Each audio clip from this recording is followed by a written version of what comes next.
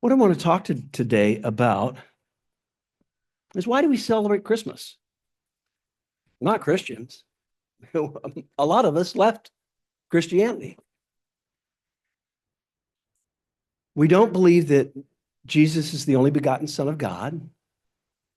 We don't believe in that Jesus died for our sins.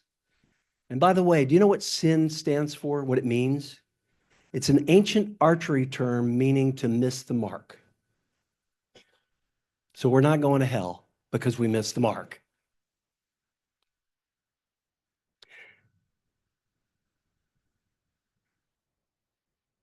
So why do we celebrate Christmas? The reading pretty much set it up. Let me read the rest of this. There's a whole chapter in Science of Mind called Finding the Christ. Holmes studied the Bible, studied mysticism, studied the Eastern religions to come up with Science of Mind, the basis of what we believe. And he never wanted a religion out of it. This was never his intention, was to make a religion out of it. And that's why we're not really a religion. So I'll read the last sentence from the inspirational reading. If we can look upon Jesus from this viewpoint, we shall be able to study his life as a living example. What is more inspiring than to contemplate the consciousness of a man who has the faith to stand in front of a paralyzed man and tell him to walk, and to know very well that he is going to get up and walk? Such an example is such an example as this is worth something. But if the whole performance were enacted in the mind of a man entirely unique and different from us, then it would mean no more to us than studying the biology of hundreds of other men. Fortunately, we do not have to contemplate Jesus as being unique and different, for the Bible makes it more than plain that he was a man like we are. As the human gives way to the divine, in all people, they become the Christ. We celebrate that Christ consciousness.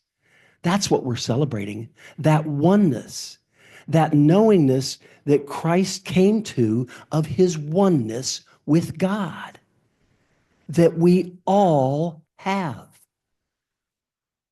The divine is right here. Jesus said it. The kingdom of heaven is within. The divine is right here, as is everything in the divine. There is only the divine. There is only God.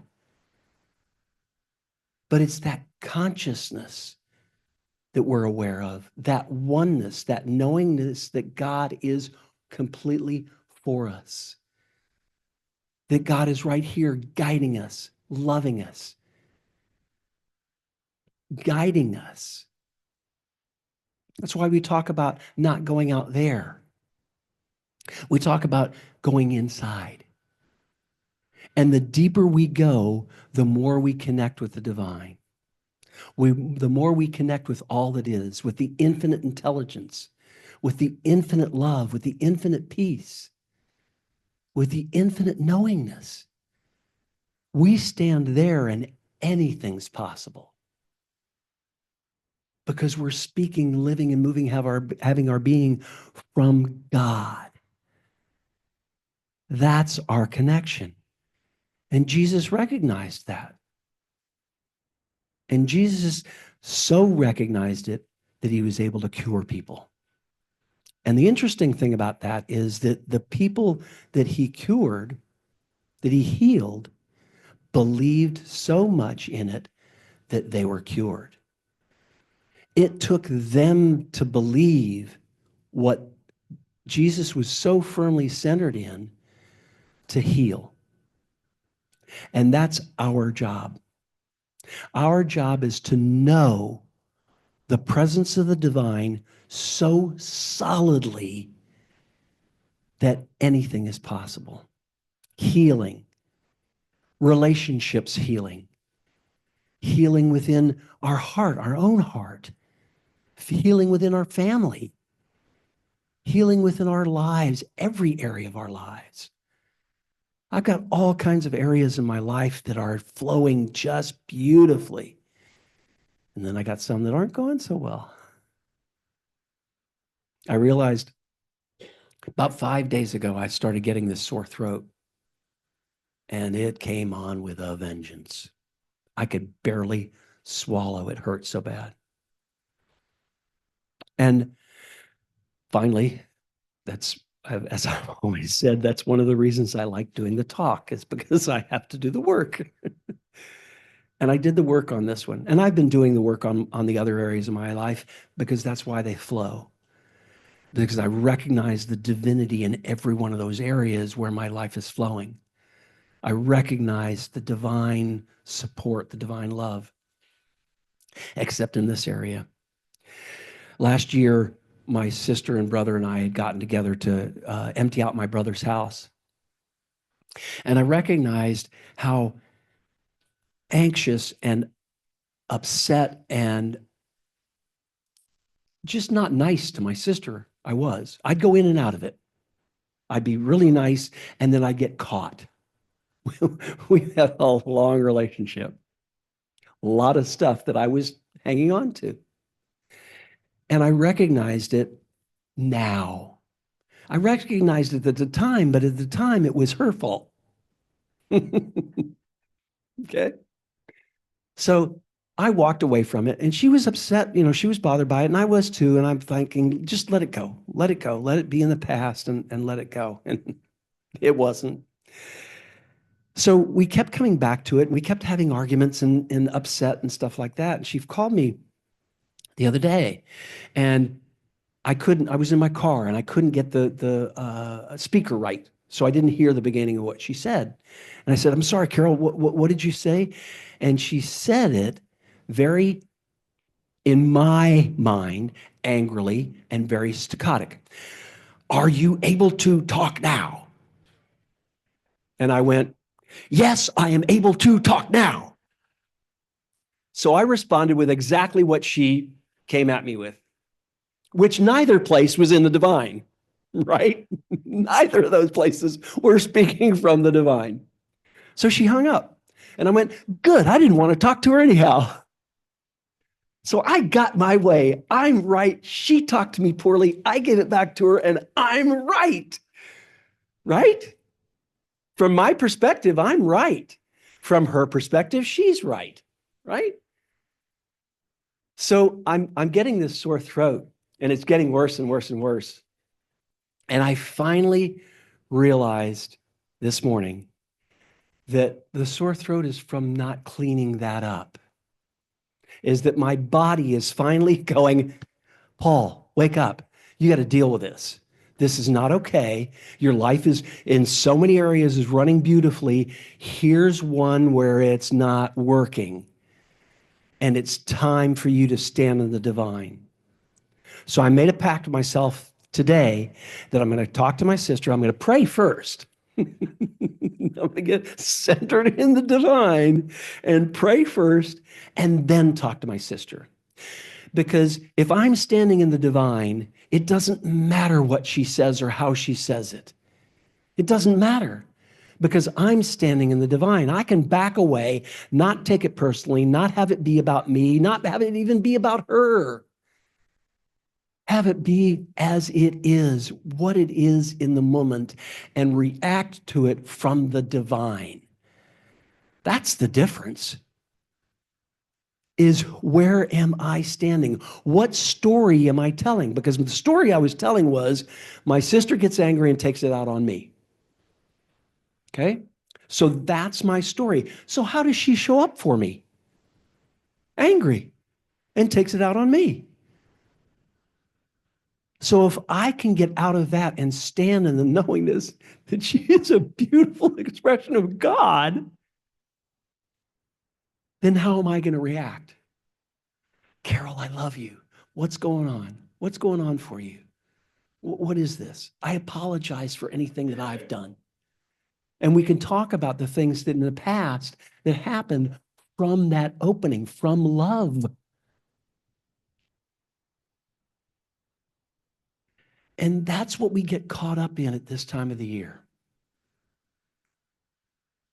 We get caught up in the they-isms. If they would just, if she would just, if he would just. The reading was talking about going deep in ourselves. That's where the answers are. That's the Christ consciousness. That's the knowingness.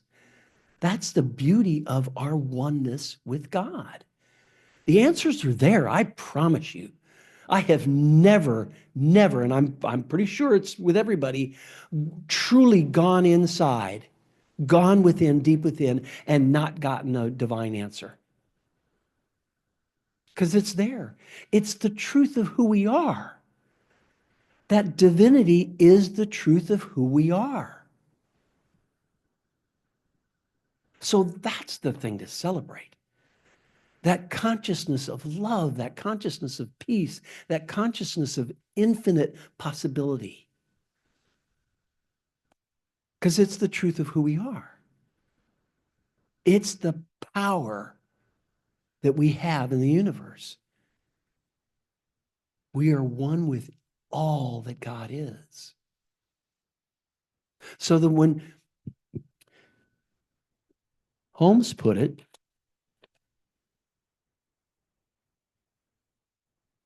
sorry.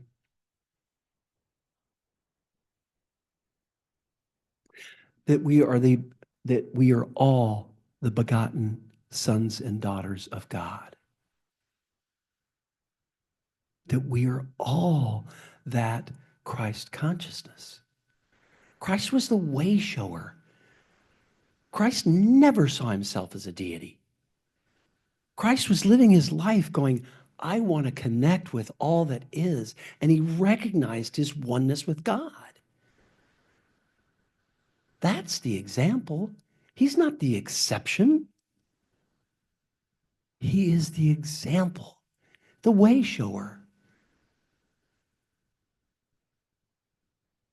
So he opened us up to that divine knowingness so that we can live our lives from there, so that we can have a great life that the divine wants us to have. God doesn't want us to suffer. And the only suffering we have is when we separate ourselves from the divine. God's always knocking on the door. It's up to us to open it. It's up to us to recognize that knocking.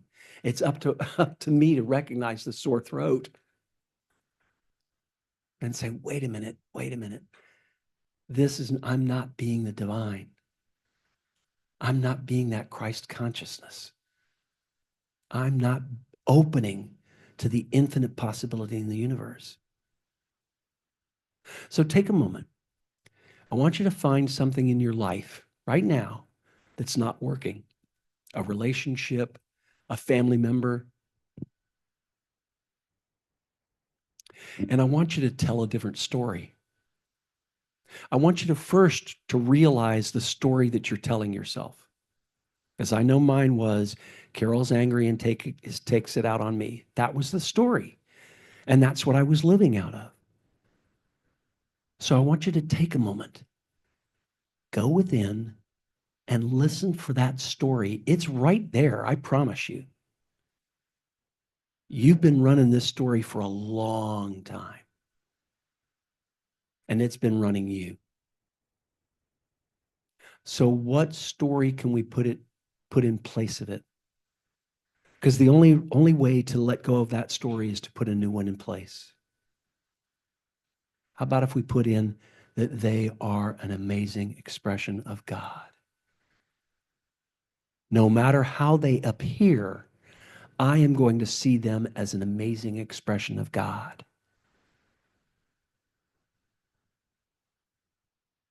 And I promise you, they will show up that way. because you're looking for it. Another thing that Jesus said was, "It is done unto you as you believe."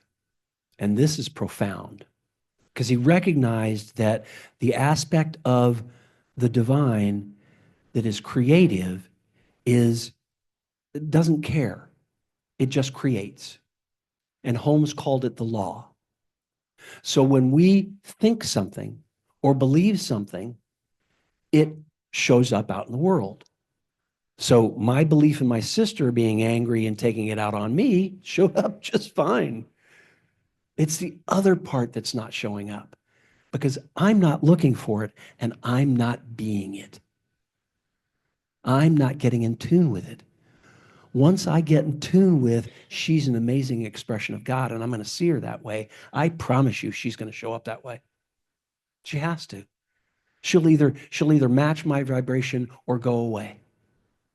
One of the two. Because if the vibrations are too divergent, you can't be in the same room with somebody